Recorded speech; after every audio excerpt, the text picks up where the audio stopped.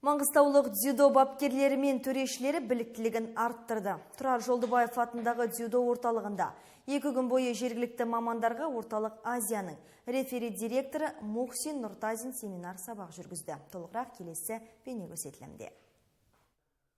Мухсин Нұртазин 2 мәрте Олимпиада ойындарында төрелік еткен. Жақында ғана орталық Азияның рефери директор қызметіне тағайындалды. Әлемдік деңгейдегі маманды Маңғыстауға облыстық дзюдо федерациясы арнайы шақыртқан.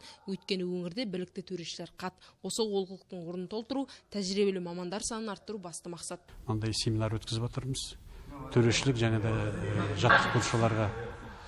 Енді бір жағынан бұл үлкен көмек болды ма деп ойлаймын осындағы дзюдошыларға.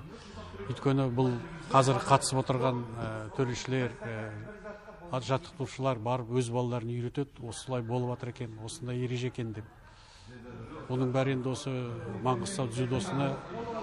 Маңғыстау дзюдосын көтеру үшін үлкен көмек бола ма деген ойдамын. Маңғыстауда халықаралық дәрежедегі 2 төреші бар. Ұлттық дәрежедегі төрешілер енді бой көрсетіп келеді. 2 күндік семинарда солармен бірге ауылдардан келген 30-ға тарта дзюдо маманы қатысты. Олар теориялық білімдерін жетілдіріп, оны практика жүзінде орындап та көрді. Соңғы жылдары дзюдо ережелеріне біршама өзгерістер енгізілген. Сол жаңалықтарды еліміздің бас төрешісі жергілікті мамандарға жіті түсіндіріп, тіпті солармен бірге жүріп іске асырып та көрді.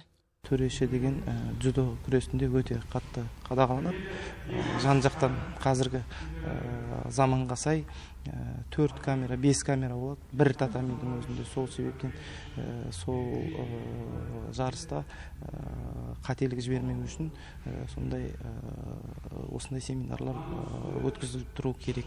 Сол себептен өтіп атқан іс-шара өте орынды деп ойлаймын. 2 күн бойы орталық Азияның бас төрешісінен дзюдо ережесінің қыр-сырын жете меңгерген маңғыстаулық мамандарға семинар соңында біліктілігін арттырғанын растайтын сертификат табысталды. Ақсындар табылды. Сәбит Амангелдіұлы, Каспий ақпарат.